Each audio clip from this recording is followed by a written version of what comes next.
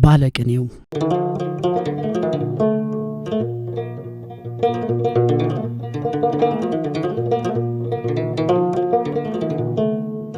ይህ ሰው በምድር ያሳለፋቸው 69 ዓመታትን ብቻ ነው። በአዋሽ መነሻ ሸዋ ክልል አምቦ መዳረሻ የተወለዱት ጸጋዬ በኦሮሞና አማራ የቋንቋና የባህል ቅርሶች ተጽዕኖ ስር አድገዋል። ራሳቸውንም በእነዚህ ሁለት ባህሎች መሃል እንዳለ ድልድይ ወይም አገናኝ ይቆጥሩ ነበር። በአባታቸው በኩል የወታደር በእናታቸው በኩል የካህን ዘር ናቸው። አባታቸው በሚኒሊክ ቤተ መንግሥት የእልፍኝ አሽከር በመሆን አገልግለዋል። በ1929 የፋሽስት ወረራ በተጀመረ በስድስተኛው ወር ወይዘሮ ፈለቀች ዳኜ በ13 ዓመታቸው ከ50 አለቃ ደብረመድን ሮባ ጸጋዬን ወለዱ። ጸጋዬ ከሸዋ አማራ ዘሯን ከማትቆጥረው እናታቸው ዘንድ ክርስትናንና አማርኛን፣ ከሸዋ ኦሮሞ ዘሩን ከሚቆጥረው አባታቸው ዘንድ ደግሞ ኦሮሞኛንና የኦሮሞን ባህል እምነት ተማሩ። በዚህ የተነሳ ለተፈጥሮ ቅርብ መሆንንና ለባህል ቅርብ መሆንን፣ ጥንታዊ አስተምሮዎችን መመርመርንና ለጥበብ ቅርብ መሆንን ተለማመዱ ይላሉ በስብዕናቸው ዙሪያ የተሰሩ ጥናቶች። እሳቸው ራሳቸው የእሳት የውሃ ነጸብራቅ የማይለየኝ ኃይል ሆኗል። ከተወለድኩበት ቦዳቦ ተራራ ግርጌ የሚገኘው የአባባ ቤት ሲቃጠል እናቴና እህቴ ከባንዳ ጋር ተታኩሰው በአርበኞች እርዳታ የኔንና የራሳቸውን ነፍስ አዳኑ። በኋላ እናቴ እኔን ይዛ ወደ አያት ቅድመ አያቶቼ ቄ ተሰደደች። በዚያ ሽሽት ወቅት በደንዲ ሐይቅ ዳርቻ ስለነበር ያለፍነው የውሃ ኃይል እንደ እሬቻና ጥምቀተ ባህር ይስበኛል። ከልጅነቴ ጋር ተቆራኝቶ በውስጥ ያደገ አንድ ሌላ ሦስተኛ ነገር አለ። ዋርካ ነው። ግዙፍ ባሕርያት ከግዙፍ ዋርካ ጋር ይመሳሰሉብኛል። ትልቅ ሰው በዋርካ ይመሰልብኛል፣ ወይም ዋርካ በትልቅ ሰው። አብረን ዝም እንበል፣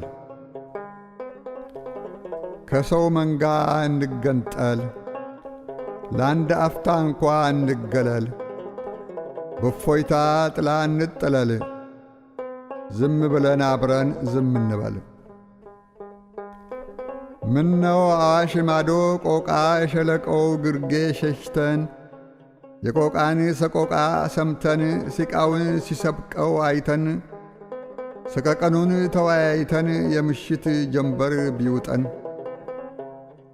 ውሃ እንደ ዱታ ሲተምም በድን ሸለቆ ሲናገር በሰማይ ፈረስ ተጭኖ ከአጽናፍ አጽናፍ ሲንደረደር ሲያክቶመትም ሲያስገመግም በዐይነ ሕሊና ለመመስከር ሳንጨነቅ ሳንገደር ለማንም ምንም ሳናዋይ ሳንናገር ሳንጋገር ከዐይንሽ ከልብሽ ከልቤ አዋሽ ማዶ አብረን እንብረር። በጸጋዬ ገብረ መድኅን ሥራዎችና ፍልስፍና ላይ ደሳለኝ ስዩም እንዳሰፈሩት ጸጋዬ የተፈጥሮ የባህል የታሪክና የእምነት መስኮች ላይ መሰጠትን እንደተሰጠ እርሳቸውም ያንን አምነው ይከውኑ እንደነበር ጥቂት ሥራዎቻቸውን ብቻ ማየቱ አስረጂ ሊሆን ይችላል ይሉናል። አስተዳደጋቸው የልጅነት ጸጋውን፣ እውነቱን፣ ራእዩን ለማየት ያግዛል። ጸጋዬ ከልጅነታቸው ያዳበሩትን ለተፈጥሮ ቅርብ መሆን፣ ለጥንታዊ አስተምሮ ቅርብ መሆንንና ለመንፈሳዊ አስተምሮ ቅርብ መሆንን ያሳዩናል። አዋሽ፣ ኢዞፕ ዘ ብላክ ፊሎዞፈር እና እቴቴ ደብራ ኦሮሞ ለዚህ አብነት ይሆናሉ።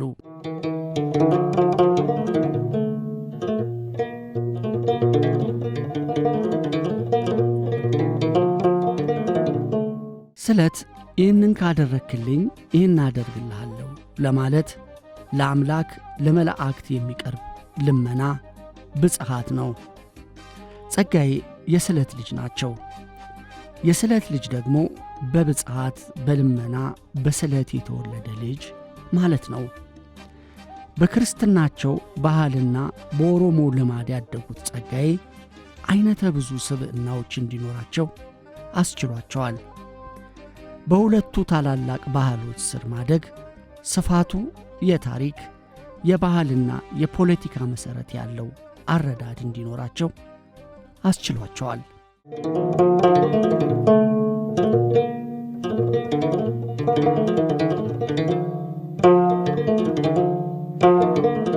በ7ና በ8 ዓመቴ በልጅነቴ የጻፍኳቸው ግጥሞች በክፍል ውስጥ ለአስተማሪዎች ሳነብ እንዲህ ነው አጻጻፍ ብለው ራሳቸው ያበረታቱኝ ነበር ይላሉ ጸጋዬ።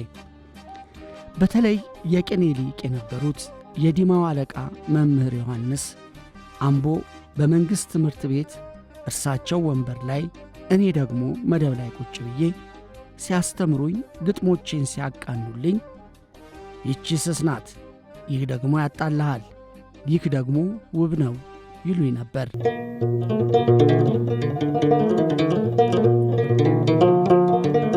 ጸጋዬ ቲያትር መስራት የጀመሩት ገና በ9 ዓመታቸው 3ኛ ክፍል በአቶ ሀብተወልድ ኩርፋ የሂሳብ መምህራቸው ፍቃድ ቲያትርን ለክፍል ጓደኞቻቸው ካቀረቡላቸው ጊዜ ጀምሮ ነው።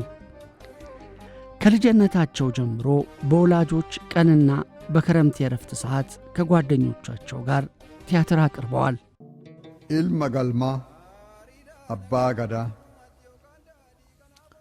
ርቱዕ ጀማ፣ ብፁዕ ጀማ ለካ አንተ ነህ። አባ ገዳ ኢልመ ገልማ የአዳ ኦሮሞ ሻማ ዋቃ ገዲኒ ነማ ኦሊኒ ሱማ አካሱማ የተሰኘው እንደ አክሱማ የተባልከው ፍጹም ጀማ ለካ አንተ ነህ። አጋኡጋ ጂጋሎጋ አባ ሰርዳ አባ ገዳ አባ ፈርድ ነበልባሉ እምቅድመ ኦሪት ባህሉ ያኢ ብያ አባ ቃሉ ቃሉ የማይቀለበስ ቃሉ ለካ አንተ ነህ። ሴአት አርካ ኦ ገዳ ያድባሮ አርካ ያዴ እናቴ ያዴ ሴቴ ያዴ አቴቴ ያዴ እቴቴ። ካምቦ ወጥቼ ከጀኔራል ውንጌት ወደ ንግድ ሥራ ትምህርት ቤት የተዛወርኩት የቲያትር ትምህርት ቤት ስለሌለ የአገር ፍቅር ቲያትር ቤትና የፒያሳ ሲኒማ ቤቶች እንዲቀርቡኝ ንግድ ሥራ ትምህርት ቤት በከፍተኛ ደረጃ ሴቶችና ወንዶችን አብረን ስለምንማር ለወላጆች ቀንና ለበዓላት ቀን ከጓደኞቼ ጋር የድራማ ክበብ አቋቁሜ ቲያትር ማቅረብ ስለሚያስችለኝ ነበር ያሉት ጸጋዬ በሕግ ትምህርት ተመርቀዋል። በሕግ ትምህርት የተመረቁት አንድ ክቡር ራስ የሆነ ሰው የእናታቸውን መሬት መውሰድ ፈልገው አጥሩን ባሽከሮቻቸው አስነቅለው ስለበታተኑባቸው ሕግ ፊት አስቀርበው በሕግ ሊሟገታቸው ስለፈለጉ ነበር። በልጅነቴ ማንም ከሕግ በላይ የሚኖር አይመስለኝም ነበር ይላሉ ጸጋዬ። ንርአዩ ኢሳያስ ናቸው።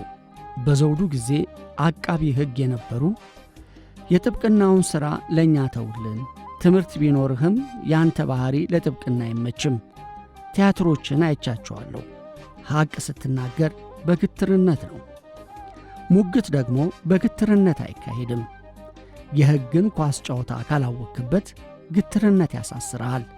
እኔ ያንተን ያህል የቲያትር ጥበብ ተሰጦ ቢኖረኝ ኖሮ ፍርድ ቤት ቆሜ አልዳረቅም ነበር። ወንድሜ ባክህ ወደ መድረክ ተመልሰህ ሌሎች ቲያትሮችን አቅርብልን፣ ለእናቱ ጉዳይ የኔ ቢጤ ጠበቃ ቅጠር ብለው መከሩኝና የጥብቅናውን ነገር ትውት አደረግኩት ይላሉ ጸጋዬ እሳት ወይ አበባ የግጥም መድብል መታሰቢያነቱን ለንርአዱ ኢሳይያስ አድርገው ነበር።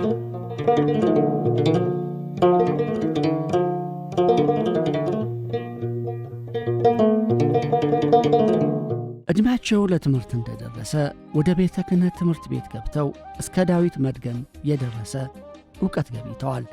ከዚያም ባምቦ ወይም ያኔ ሀገር ሕይወት ከተማ በተከፈተው ዘመናዊ ትምህርት ቤት ገብተዋል። ወደ አዲስ አበባ በመምጣትም በጀነራል ወንጌት ትምህርት ቤት ትምህርታቸውን ቀጥለዋል።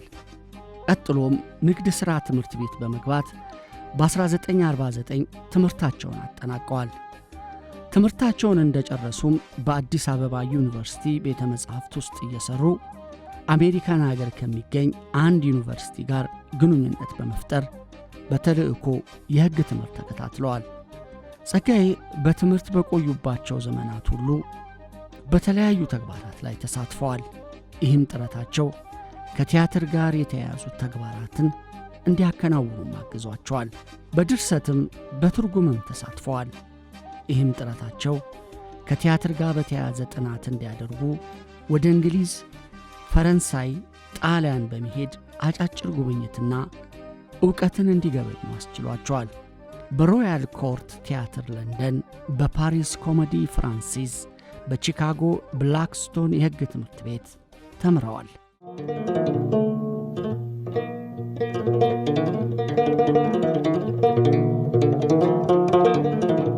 ጸጋዬ ከልጅነት ጀምሮ የቲያትር ባህሪዎች ከሕዝቦች እይታ ነው የሚመነጩት ይላሉ። በልጅነቴ ከእናቴ ጋር ብርሌ ይዤ ማርያም ማኅበር ሲሄድ እዚያ ያሉት እናቶች ከጠላ ጋር ባህሪያቸው ሲለወጥ፣ የሙሴውና የካህኑ ባህሪ ሲለወጥ፣ ይህ በውስጥ ያድሮ ስዕል ስለሚፈጥርብኝ አሰላስዬ ወይም አመንዥጌው አድሬ ጠዋት በግድ በብዕር አመጣዋለሁ ይላሉ። ጸጋዬ የሚጽፏቸው ሁኔታዎች እንደሆኑ ይናገራሉ። ሁኔታዎች ራሳቸው መንፈስ ውስጥ እስካልሰረጹ ድረስ ሊጻፉ አይችሉም። ጸጥታ ይመርጣሉ። ጫካ፣ ሜዳና ተራራ ይወዳሉ። ተፈጥሮ፣ ዛፍ፣ ወንዝና አዋፍ በጣም ቅርባቸው ናቸው። ከተማና ግርግር አይወዱም። ያም ሆኖ ይህ ግን ጩኸትና ውካታ ሊያጽፋቸው አይችልም ማለት አይደለም። የሚጽፉት በብዕርና በወረቀት ብቻ ሳይሆን አንዳንድ ጊዜ በአእምሮአቸው ውስጥ ቃላት ይቀምራሉ። የማይጽፉበት ወቅት ሲተኙ ወይም ወግሞ ሲያዩ ብቻ ነው። አብረን ዝም እንበል፣ ከሰው መንጋ እንገንጠል፣ ለአንድ አፍታ እንኳ እንገለል፣ በእፎይታ ጥላ እንጠለል፣ ዝም ብለን አብረን ዝም እንበል።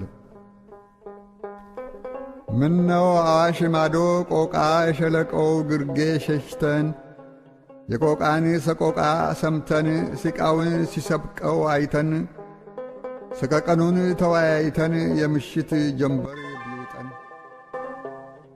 ውሃ እንደ ዱታ ሲተምም በድን ሸለቆ ሲናገር በሰማይ ፈረስ ተጭኖ ከአጽናፍ አጽናፍ ሲንደረደር ሲያክቶመትም ሲያስገመግም በዐይነ ሕሊና ለመመስከር ሳንጨነቅ ሳንገደር ለማንም ምንም ሳናዋይ ሳንናገር ሳንጋገር ከዐይንሽ ከልብሽ ከልቤ አዋሽ ማዶ አብረን እንብረር።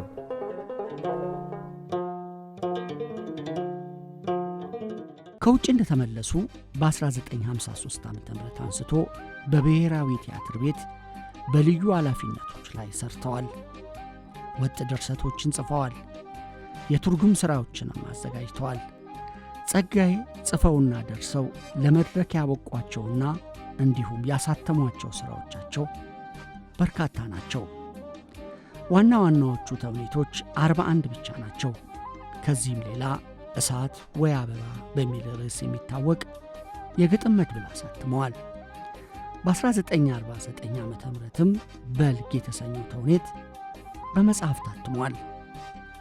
ጸጋዬ በግዕዝ በኦሮሞኛ ድርሰት እርባታ ምላሳቸውን ስለፈቱ ወደ አማርኛ ሲመጡ ምንም ችግር አልገጠማቸው። የቅኔ መምህራቸው የዲማው ባለቅኔ አለቃ ማእምር ዮሐንስ ግጥሞቻቸውን ራሳቸው ክፍል ውስጥ ቆመው ነበር የሚያነቡት። ከልጃቸው ከመዝሙር መአምር ይበልጥ ፍቅርና አድናቆት ይሰጧቸው ነበር። አምቦ ማዕረገ ሕይወት ትምህርት ቤት ሳሉም የዳይሬክተራቸው ሚስት ሚስስ ሃቺንግስ በየወላጆቹ ቀን በዓላት በእንግሊዘኛ ግጥም እንዲጽፉ ታበረታታቸው ነበር። አዲስ አበባ ገብተው ይህ መሠረት ማሳደግና ማጎልበት ጀመሩ። በ1959 ዓ.ም የቀዳማዊ ኃይለ ሥላሴ ሽልማት ድርጅት የሥነ ጽሑፍ ተሸላሚ ሆኑ። ያኔ 29 ዓመታቸው ነበር።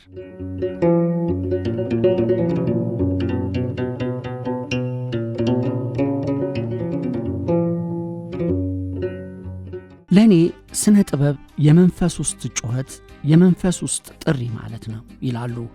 ከልጅነቴ ጀምሮ በተአምር ስለማመን ይመስለኛል ባለቅኔ የሆንኩት። በተአምር የማያምን ደራሲውም ሆነ ጋዜጠኛ፣ ሃይማኖተኛም ሆነ ፖለቲከኛ መንፈሱ የተረገመ ነው። ዕድሜውን ሙሉ ያንኳኳል እንጂ ጥሪው ለማንም ግልጽ አይሆንም። እንኳን ለሀገርና ለሕዝብ ለራሱ ሕሊና ጭምር ታማኒነት የለውም። ዕድሜውን ሙሉ ይርመሰመሳል እንጂ አይኑ ሩቅ አይመለከትም። ይጥመለመላል እንጂ ራእይ አያይም ሲሉ ይደመማሉ። ከጻፏቸው 41 ቲያትሮች ውስጥ ከተረጎሟቸው በእንግሊዘኛ ከጻፏቸው ጭምር 12ቱን ሳንሱር ሙሉ ለሙሉ አግዶባቸዋል። 21ዱን ቆራርጦባቸዋል። 3ቱን ግማሽ በግማሽ ጎርዶታል። ከ37 ነጠላ ዝርዝር ስነ ግጥሞች ምክንያት ሹማምንት ገስጸዋቸዋል። በአንዲት ጆሮ ደግፍ በምትባል ትንሽ ቲያትር ምክንያት የጃንሆይ መንግሥት ጸጥታ ቢሮ ለ24 ሰዓታት በቁጥጥር ሥር አውሏቸዋል። መጽሐፍ ከጀመሩ ከ9 ዓመታቸው ጀምሮ እስከ 45 ድረስ አንድም ቃል ሳይቆረጥ ሙሉ ለሙሉ የቀረቡት የልጅነት ጊዜ ቲያትራቸው የደም አዝመራ፣ የሾህ አክሊል፣ ሊቀኛው ጆሮ፣ ሃሁ በ6 ወር እና ሃሁ ወይም ፐፑ ብቻ ናቸው። ሁለቱ ቲያትሮች ጆሮ ደግፍ በዘውድ መንግሥት፣ አቦጊዳ ቀይሶ በደርግ መንግሥት ታስረውባቸዋል። ለ6 ዓመታት ከሥራ የታገዱት ወደ አማርኛ በመለሱት በእናት ዓለም ጠኑ፣ አቦጊዳ ቀይሶና በጋሞ ቲያትሮች ነው።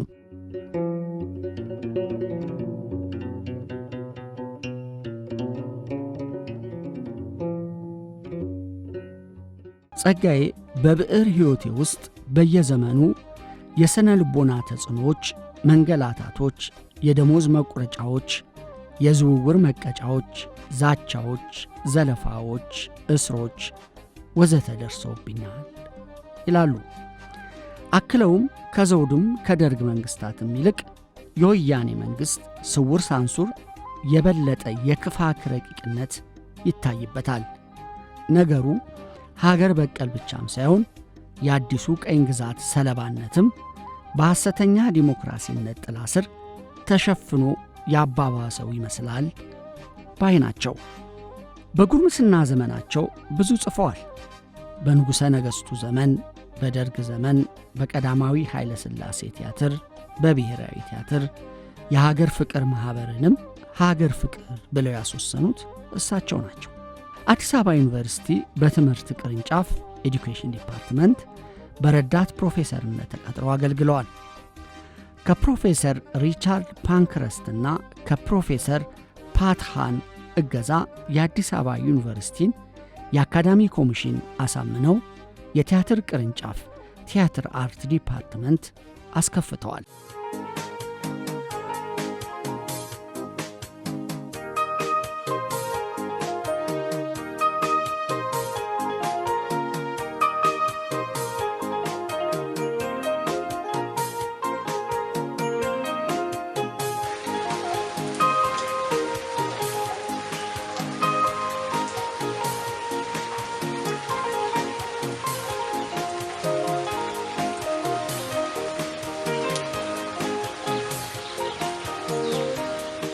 በ13 ዓመታቸው አምቦ ትምህርት ቤት አዳራሽ ውስጥ የመጀመሪያ ቲያትራቸውን የንጉሥ ዳይኖሲስን የሁለት ወንድማማቾች ታሪክ የተሰኘውን ለግርማዊ ንጉሠ ነገሥት አቀረቡላቸው። ተከትሏቸው መጥቶ የነበረው ጋዜጠኛ በሳምንቱ የአዲስ ዘመን ጋዜጣ ላይ ጸጋዬ ገብረመድኅን የሚባል ወጣት ደራሲ ለግርማዊ ንጉሠ ነገሥት ቲያትር አቀረበላቸው ብሎ ዘገበ። ደራሲ የሚለው ስም ያን ወጣላቸው፣ በኋላም ሎሬት።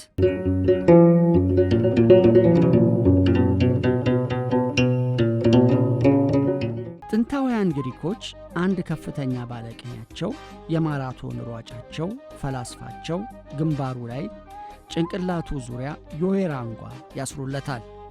ያ ሎሬት የሚሰኝ ማዕረግ ያስገኛል። የዚህ ክብር ባለቤት መሆን ደግሞ ከፈላስፎችም አልፎ ፈላስፋ፣ ከማራቶኒስትም ከፍተኛ፣ ከባለቅኔዎችም የመጀመሪያ ደረጃ ያጎናጽፋል። ሎሬት ጸጋዬ ገብረመድኅን የዚህ ክብር ባለቤት ለመሆን የበቁት ማዕረጉን ለማግኘት የሚያስችሉ የጥበብ ውጤቶችን ለዓለም አበርክተው ነው። ስለ እነዚህ የጥበብ ውጤቶቻቸው በአንድ ወቅት ለማስታወሻ ጋዜጣ እንደሚከተለው ገልጸው ነበር።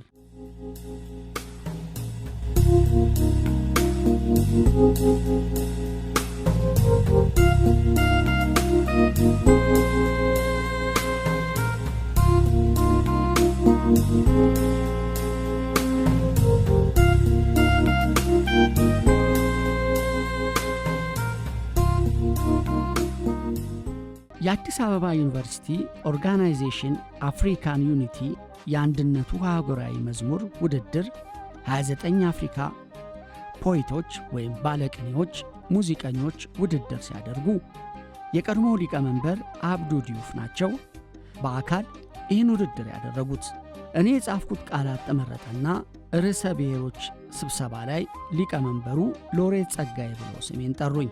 በሀገር ውስጥ ቅኔ ቤት፣ ግጥም ቤት፣ ቡሄ በሉ ቤት፣ ወዳይ ዘመድ ቤት፣ የምነው ቤት፣ የወል ቤት እንደሚባለው የራሴን ስታይል አውጥቼና ስምንትዮሽ ቤት የሚባለውን ስልኝ አስቆጥሬ የጸጋዬ ቤት ያሉት መምህራን በእኔ መጽሐፍ ማስተማር ሲጀምሩና በሌላውም መልክ ደግሞ ይህንኑ ድርጅት ይህንኑ የስነኝ ስምንቶች አቀራረብ ሌሎች የስነ ግጥም ወጣቶችና መምህራን ስለ ጻፉበትና ተቀባይነት ተከታታይነት ማግኘቱ ልዩ ያደርገዋል።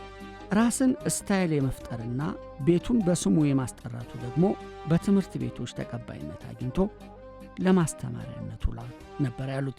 በሕቅ ንቅ ስንባባ ባከነች ልጅነታችን እየቃተትን ስናነባ ስነ ግጥም ወይም ቅኔ የስነ ጽሑፍ የስነ ጥበባቱ ሁሉ የፈጠራ ሁሉ የደም ጠብታ ነው ይላሉ አበው። ፈራን ፍቅር ፈራን የነፍስን አንደበት ዘጋን ኅብረት ፈራን ፍቅር ፈራን ልጅነት የለገሰንን የፍቅር አምላክ በጥበቡ በረቂቅ ያለበሰንን በመለኮት የቀባንን። ባለቅኔ የተሰኘው ማዕረግ የተገኘው ከጥንታዊ ግሪክ በኋላም ሮማውያን ጥበበኞች አሸናፊዎችን የማክበር የመሾምና የመሻርም ልምድ እንደሆነ የታሪክ ማስረጃዎች ይጠቁማሉ። ወይራ የባለቅኔዎች የበላይ ጠባቂ የሆነው የአፖሎ ቅዱስ ዛፍ ነው ተብሎ በጥንታዊ ግሪካውያን ይታመንበት ስለነበር በተሸላሚዎች አናት ላይ በወይራ ዘለላ የተጎነጎነ አክሊል ይደፉባቸው ነበር። በዘመናዊ ዓለም ታሪክ የበዓል ታሪክና የባለቅኔ ሎሬት ማዕረግ ሹመት ሆኖ ሥራ ላይ መዋል የጀመረው በ17ኛው ክፍለ ዘመን እንግሊዝ ውስጥ ሲሆን ማዕረጉም የሚሰጠው የላቀ ሥራ ላበረከተ ባለቅኔ ነበር። ለጸጋዬ ገብረመድኅን ባለቅኔነት መጠራት ምክንያት የሆነው የዓለም አቀፍ የባለቅኔ ሎሬቶች ኅብረት የዓለም ባለቅኔዎች ጉባኤ ነው። በ1963 እንደ አውሮፓውያኑ አቆጣጠር በፊሊፒንስ ዋና ከተማ ማኒላ ውስጥ የተመሠረተው የዚህ ዓለም አቀፍ ማኅበር ዓላማ በጥበብ በተለይም በቅኔ አማካኝነት ዓለም አቀፋዊ ወንድማማችነት ሰላምን ማውረድ ነው። ማኅበሩ በሁለት ዓመት አንድ ጊዜ በሚካሄደው የዓለም ባለቅኔዎች ጉባኤ ላይ ከመላው ዓለም የተሰባሰቡ ባለቅኔዎች ሥራዎቻቸውን ለጉባኤ ያቀርባሉ። እርስ በርስ ስለ ቅኔ ይወያያሉ። ከዚህ በተጨማሪ ቅኔን የተመለከተ ጥናታዊ ጽሑፎች በጉባኤ የሚቀርቡ ሲሆን ለምርጥ ባለቅኔ ደግሞ የምስክር ወረቀት፣ ሜዳሊያና የተከበረ ባለ ወይራ ዘለላ የወርቅ አክሊል ይበረከትለታል። ከሐምሌ 14 ቀን እስከ ሐምሌ 18 ቀን 1989 ዓ.ም በእንግሊዝ አገር በኪንግ ሃምፔር ክፍለ ግዛት ሃይዋይ ኮምብ ከተማ ውስጥ በተካሄደው 15ኛው ዓለም አቀፍ ባለቅኔዎች ጉባኤ ላይ ጸጋዬ ገብረመድኅን ኤዞፕ የተሰኘውን ቅኔያቸውን ከማሰማታቸው በላይ ፖኤትሪ ኮንክሪት ዳርክነስ ኤንድ ዘ ወርልድ ዋዝ ሴቭድ በሚል ርዕስ ጥናታዊ ጽሑፍ ማቅረባቸው ታውቋል። የዓለም ባለቅኔዎች 15ኛው ጉባኤ ጸጋዬ ገብረመድኅን በሀገራቸው ቋንቋ በእንግሊዘኛም ጭምር ያበረከቷቸውን ግጥሞች፣ ቅኔዎችና ሌሎች የጥበብ ሥራዎችን በመመርመር ሥራዎቹም የሰው ልጅን እኩልነት፣ ነፃነት፣ ወንድማማችነትና ፍቅር አበክረው የገለጡ መሆናቸውን ተረድቶ ባለቅኔ ሎሬት የሚያገኘውንና የተከበረውን ባለ ወይራ ዘለላ የወርቅ አክሊል ሸልሟቸው ነበር። እስከዚያ ጊዜ ድረስ ይህንን ባለ ወይራ ዘለላ የወርቅ አክሊል ከተሸለሙት ታዋቂ የዓለም ባለቅኔዎች ኔሴንኮ፣ የፈረንሳይ አስቲ ቻክሮቮርቲ እና የእንግሊዙ ጆን ዊንግተን ፊዘር እንደሚገኙበት ለማወቅ ተችሏል።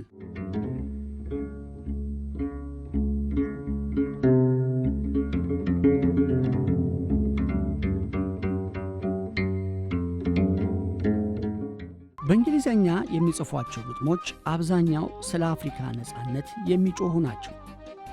አፍሪካ የመጀመሪያው የሰው ልጅ የመነጨባት ብቻ ሳትሆን የመጀመሪያው የሰው ልጅ ስልጣኔም አህጉር መሆኗን የሚያሳዩ ናቸው። አውሮፓውያን የአፍሪካን ስልጣኔ ጥበብ አርፈው የኛ ነው በማለት የባህል ቅርሶቹን ነጭ ኖራ መቀባት የጀመሩት ከ4000 ዓመት ዓለም ከክርስቶስ ልደት በፊት ነው ይላሉ። ይህ ኖራ ቅብ የታሪክ ስርቆት በሳይንሳዊ ምርምር ተጠርጎ ይፋ መውጣት አለበት። የአፍሪካ የባህልና የስልጣኔ ቅርስ በተለይ በምድረ ግብፅና በኢትዮጵያ ከሰሜን ሜዲትራንያን ባህር ድረስ የነበረው የአፍሪካ ስልጣኔ መሠረት መጣሉን ሄሮዶትስ ጭምር በሁለተኛው መጽሐፍ መስክሯል ሲሉ ሞግተዋል። የአፍሪካውያን ደራሲያን ተልእኮ ከባድና ከባድ ፈተና ነው። የአፍሪካውያን የታሪክ አመጣጥ የሄሮግራፊክስ፣ የአርኪኦሎጂ፣ የአንትሮፖሎጂንና የፊኖሎጂን ሳይንስ በመመርኮዝ የመጀመሪያዎቹ የሰው ልጅ አባቶች መሆናቸውን ማወቅና ለዓለም የሰጡትን የስልጣኔ ቅርስ በአዲስ የማስመዝገብ ግዴታ አለባቸው። አፍሪካውያን ቅኝ አገዛዝንና ኢምፔሪያሊዝምን ካወረሳቸው የዝቅተኝነት ስሜት ሰንሰለት መፍቻ ቁልፋቸው አንዱ ይህ ሕሊናዊ ሐቅ ነው ሲሉ አስገንዝበዋል።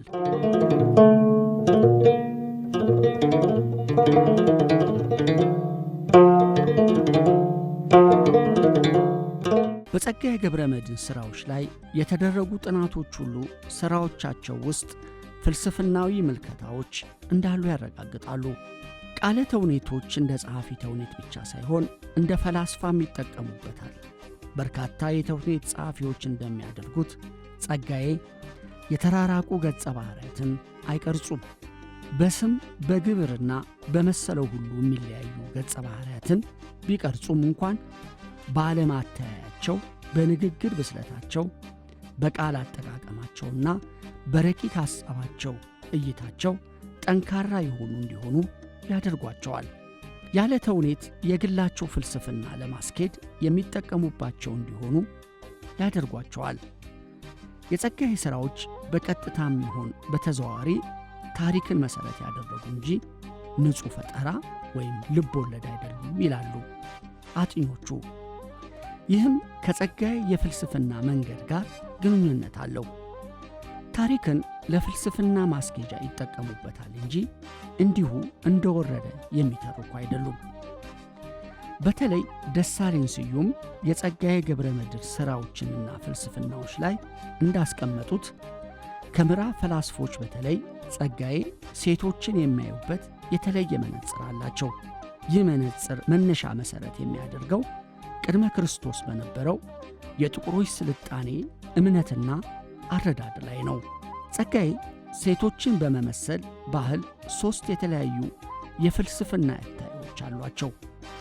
የመጀመሪያው ሴቶች የእውነተኛ የተስፋ ምንጭና መንገድ ናቸው የሚል ነው። ሁለተኛው ሴቶችና ወንዶች የሚወዳደሩ ወይም የሚበላለጡ ሳይሆኑ በጎዶሎነት በየራሳቸው መቆም የሚችሉ ናቸው የሚል ነው። ሦስተኛው ደግሞ ሁሉም ጾታዎች ተለዋዋጭ ናቸው የሚለው ነው። እውነትና ተስፋ የተባሉ ጽንሰ ሐሳቦች በብዙ ፈላስፎች ዘንድ ልዩ ምልከታዎች የሚደረጉባቸው ናቸው። ጸጋዬ ግን እነዚህን ረቂቅ ጽንሰ ሐሳቦች በቀጥታ ከሴቶች ጋር ያገናኟቸዋል።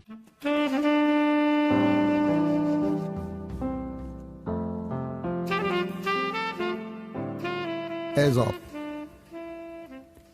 It was the year of the tall black falcon, where the rainbow bridge still stretched to the four cardinal corners of the seven skies. Come to Aesop, the first Ethiop, the Iker Nefrat, the most masterful performer of the thrashing fields, who walked first in the footprint of the gods upon the sacred mountain of Kushitik. Come.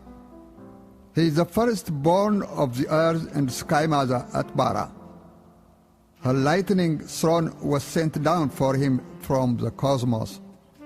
Her belt of the glowing shimmer of the rainbow is decorated for his elegant aura. He is the crowned one by the hollow of a double point. Come to the flesh of the sky called Aesop, carver of the first magic of metaphors, craftsman of the eloquent rhyming words, master teller of the fire of tales. He is the upper truth. Aesop is the flesh of the sun, who became Ethiop, the first son of the upper throne. ጸጋዬ ግጥም ተውኔትን ሲጽፉ የልባቸውን ቀለም እየቀቡ ያቀርባሉ። ስለ ሕዝብ፣ ስለ ሀገር፣ ስለ ወንዝ፣ ስለ ስልጣኔ፣ በአጠቃላይ ያመኑበትን እውነት በቅኔ ወደ ብርሃን ያወጣሉ። በጥልቅ ያሰላስላሉ። ምናባቸው ሩቅ ነው። በቅርብ የሚያውቋቸው ብቻ ሳይሆኑ በሥራዎቻቸው በፍቅር የወደቁና በፍቅር ያጣጣሙት ጭምር በጥበቡ ተጥለቅልቀው ለትውልድ የተላለፉ ቅርስ ይሏቸዋል። ስለ ሀገር ማወቅ የሚፈልጉትን እውነት ከውጭ ሳይሆን ከውስጥ ለማግኘት ይለፉ ነበር። ኢትዮጵያን መከፋፈል ደሜን ማፍሰስ ነው ብለው ያምኑ ነበር። አቶ ሚካኤል ሽፈራው ከሥራዎቻቸው አንዱን በተነተኑበት ቅጽ ጸጋዬ በኢትዮጵያዊነት ልቀው ይሄዱ እንጂ የዓለም ዜጋ ናቸው። የዕውቁን ጸሐፊ ዊልያም ሼክስፒርን ጠነን ያሉ እንግሊዘኛ ወደ አማርኛ መልሰዋል። ነገር ግን ብዙ ጊዜያቸውን ኢትዮጵያዊ በሆኑ ሥራዎች ላይ ያውሉ ነበር ይላሉ። ለጸጋዬ ኦሮሞነትና አማራነት ፍጹም ተጋጅተውባቸው አያውቁም። እንደውም ወደ ጥናትና ጥበብ ይቀይሯቸዋል። ይሁን እንጂ ፍትሕ ሲጓደል ደግሞ ዝም ብለው የሚመለከቱ አይደሉም። ለምሳሌ ይድረስ ለወንድሜ ለምታውቀኝ ለማላውቅህ የሚለው ሥራ የብሔር ብሔረሰቦችን ጭቆና የሚያትት ነው።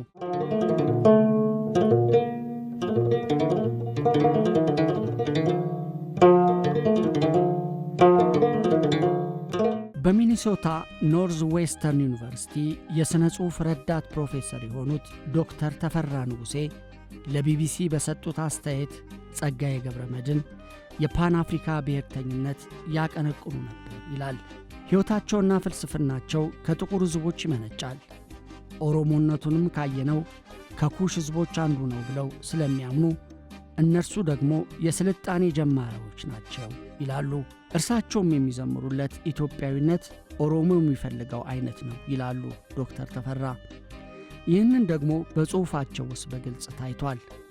በሰዓት ወይ አበባ የግጥም መድብል ውስጥ አቴቴ ደብራ ኦሮሞ በእኔና ባንቺ መሃል አጉል ስልጣኔ ቆሞ የሚሉት መስመሮች ተምረናል የሚሉ ሰዎች እንዴት ራሳቸውን እንደሚክዱና ሕዝቡን እንደሚበድሉ ይናገራል። በእንግሊዘኛ የጻፏቸው ኦዳ ኦፍ ኦራክል የሚለው ሥራቸው የኦሮሞ ምልክት የሆነው ኦዳን መጠቀማቸው በራሱ በማንነታቸው እንደሚሆን የሚያሳዩ ናቸው። እሳቸው በኖሩበት ዘመን የነበሩ መንግሥታት ማንነታቸውን ከሰለሞን ግንድ ቢመዙም እሳቸው ግን ሁሌም በጥቁርነታቸው እንደኮሩ ነው።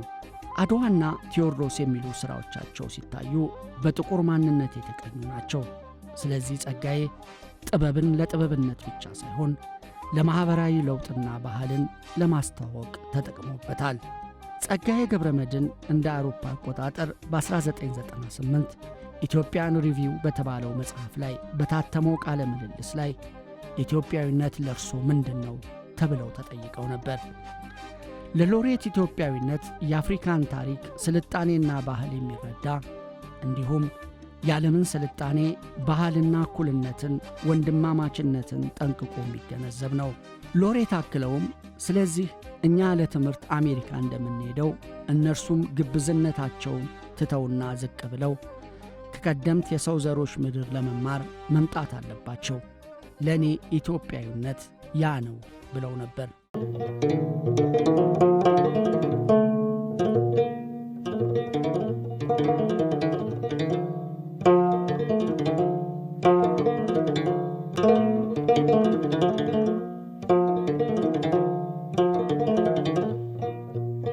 ምነው አምቦ የደማም አምባዎች ቁንጮ አልነበርሽ፣ የደም ገንቧ እንዳልነበርሽ፣ ንጥረ ዘቡ ዙሪያሽ ዙሪያ በምንም ታጅቦ በተራሮች ተከቦ ከጠበልሽ ሲታይ ታልቦ ከአዝርትሽ ፍሬ ዘንቦ ሲሉ ስለ ትውልድ ከተማቸው የሚሰማቸውን ከትበዋል። በኢትዮጵያ አዲስ የድራማ ይትባህል ያለማመዱት ጸጋዬ ናቸው። ይህ ውለታቸውን ሲያብራሩም የአዲስ አበባ ዩኒቨርሲቲ ቲያትር ትምህርት ክፍል ባልደረባ የነበሩት ፕሮፌሰር ጃኒ እንዲህ ይላሉ። የጸጋዬ ይትባህል ጭፍቅ፣ ምጡቅ የቃል አጠቃቀም ያለባቸው ከመሆናቸው በላይ ከነባራዊውና ሞራልን ከሚሰብከው የቤተ ክርስቲያን ድራማ ይዘት አውጥቶ በድሆች ዘንድ ያለውን የሕይወት ስንክሳር ወደ ማሳየት ቀየረው። እነዚህ ክቡድ ንባቦች ከውስን ኮስታራ አንባቢያን በቀር የሚደፍራቸው ያለ አይመስለኝም ብለዋል።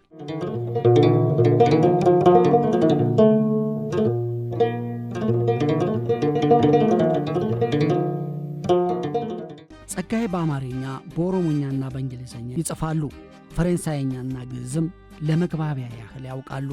በጥቅሉም ጸጋዬ ግብረ ብዙ ሰው ናቸው። በዚህም የተነሳ በአንድና በሌላም ሰበብ ከመጠን ያለፈ ጥላቻ ማትረፍ ችለዋል። የጸጋዬን ውስብስብ ማንነት ከላይ የገለጽነው አጥኚ ሚካኤል ሽፈራው እንደሚከተለው ይገልጹታል። የጸጋዬ ሕይወት ራሱ በተለያዩ ሥራዎች ውስጥ እንደሚነግረን እንደ ብዙ ኢትዮጵያውያን ሕይወት ሁሉ የሁለት ዓለም ተቃርኖ ግጭት ውጤት ነው። ይህ እውነት በመደበኛ ትምህርት ምርጫውና በሕይወት ውስጥ እናስተውላለን። በአንድ ወገን እስከ ምክትል ሚኒስተርነት ማዕረግ የደረሰው ሹመኛው ጸጋዬ፣ በሌላ ወገን ደግሞ የከተማችን ቲያትር ቤት መድረኮችን በተውኔቶቹ ውበትና ፍሰት ተቆጣጥሮ ሲነክስባቸው እናያለን። በአንድ ዘመን ወደ ቲያትር ቤታቸው ተመልሰው በመድረክ ላይ ሕይወት እንዲዘራ መንግሥትን በሰላማዊ ሰልፍ የጠየቁ የሥራ ባልደረቦቹን በማኅበር ተደራጅተው ጉልበት ካገኙ በቀላሉ አይታዘዙልኝም በሚል አምባገነን አስተሳሰብ መደራጀታቸውን ተቃውሞ ገሚሱን እስከ እስራት ሲያበቃቸው አይተናል። በአንድ ዘመን በድጋፍ ሰልፍ የወጡለት የሙያ ባልደረቦቹ በሌላ ዘመን ደግሞ ይሰቀል ብለው ሲያድሙበት እንመለከታለን። በአንድ ወገን እንደ አባተ መኩሪያ ያሉ ወጣት የቲያትር ባለሙያዎች የውጭ አገር የትምህርት ዕድል አግኝተው ሙያውን እንዲያሻሽሉ ፍቃድ ሰጥቶ እንዲማር በተጠየቀበት ጊዜ ተውኔቶቹ ሁነኛ አዘጋጅ ያጣሉ በሚል ሰበብ ከወቅቱ ሹማምንት ጋር ተመካክሮ ሲያግደው የምናየው ጸጋዬ፣ በሌላ ወገን ደግሞ በሀገሪቱ የቲያትር ትምህርት ቤት ተከፍቶ ወጣቶች በሙያው እንዲሰለጥኑ ሲተጋ እናየዋለን። ጀግንነት ብለን ፍርሃት ከተብ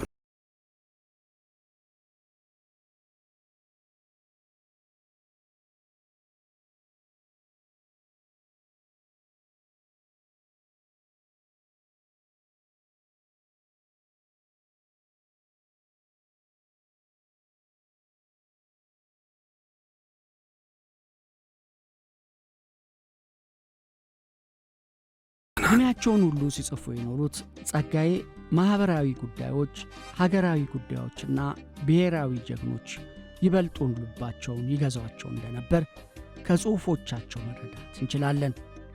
የፍቅር ጉዳይ፣ የወርስ ጉዳይ፣ የበቀል ጉዳይና የመሳሰለው አብዛኛው የጸጋዬ ዘመነኞችና የዚያን ዘመን ጸሐፊያን የሚያተኩሩባቸው ርዕሰ ጉዳዮች ለጸጋዬ ቦታ ያላቸው አይመስሉም። ለነገሩማ መይሳው ቴዎድሮስም ብፁዕ አቡነ ጴጥሮስም በመጨረሻው ወሳኝ ሰዓቶቻቸው ላይ አንብተዋል፣ አልቅሰዋል። ያለቀሱት ግን ለራሳቸው ሳይሆን ለሕዝባቸውና ለእናታቸው ኢትዮጵያ፣ ለእናታቸው መራራ ዕጣ ፈንታ ነው።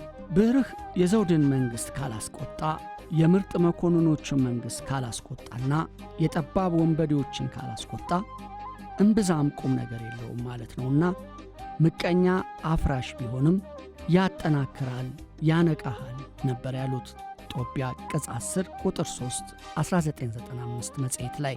ከጨለማ ጋር፣ ከመሃይም ጋር፣ ከድንቁርናና ከክፋት ጋር ሲፋለሙ ኖረዋል። ታሪክን፣ እምነትን፣ ስልጣኔን፣ አፈታሪክን፣ የሰው ልጅን ዘክረዋል። በዘመናዊ ትምህርት ወጣቶች እንዲጠሙ ዕድል ፍለጋ ኳትነዋል። አጣነው የሚለውን ነባራዊ ወይም ልማዳዊ ማንነት ይመለስ ዘንድ ተሟግተዋል። በቲያትራቸው በግጥሞቻቸውና በቃለ ምልልሶቻቸው ሳይቀር ጸጋዬ አብዝተው የሚያወጓቸው ስለ ሀገር፣ ስለ ሰውና ስለ ጀግና ነው። የሰው ልጅ ችጋር፣ ረሃብ፣ መሃይምነት፣ ኢፍታዊነት ዕድሜያቸውን ሙሉ ሲያስጨንቃቸው ኖሮ ነበር። ለዚህ ይመስላል ወደ መጨረሻ እችን ግጥም የከተቡት።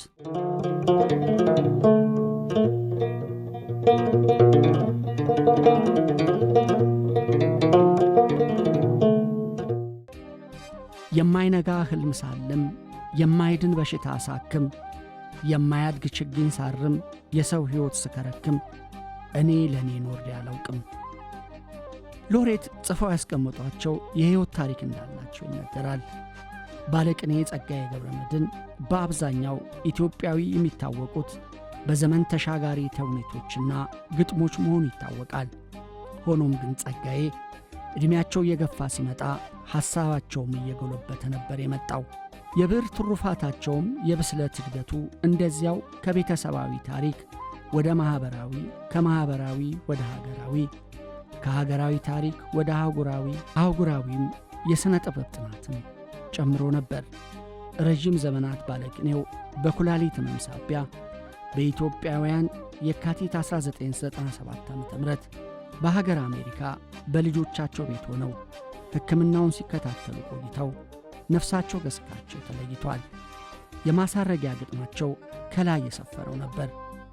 ተስፋ ቢስነትን አመልካች ነው ይላሉ። 4 ኪሎ ቅድስት ሥላሴ ካቴድራል ዕረፍተ አጽማቸው ተደርጎ መታያ ሐውልት ቆሞላቸዋል። እስከ መቼ ይሆን አዋሽ አዋሽ የመጫ ስር ፍሳሽ፣ የለም አፈርሽ ደም ቅናሽ፣ የሸዋ የእምብርትሽ ላቦት የምንጮችሽ የምጣማጭ፣ ያለትሽ የተራሮችሽ የጉልጥምጥሚትሽ ፍላጭ። አዋሽ ሕመምህ ምንድነው? ሕመምክስ አንተስ ምንድነህ? ከውሃ ወዝ የተለየ መቼስ ልዩ ንግርት የለህ። እንደ ሴቴ ሸረሪት ጽንስ ራስክን በራስህ አዋጥ ያለህ። እስከ መቼ ይሆን አዋሽ ሲያሳድድህ ሲያቅበዘብዝህ ላትዘልቀው ላያዛልቅህ፣ አሸዋ ለአሸዋ እድኸህ ውስጥ ለውስጥ ምሰህ ጠልቀህ፣ የምድርን ማሕፀን ቦርቡረህ ዋልታዋን ቁልቁል ሰንጥረህ፣ እናትህ ውቅያኖስ ማሕፀን ላትገባ ትባክናለህ።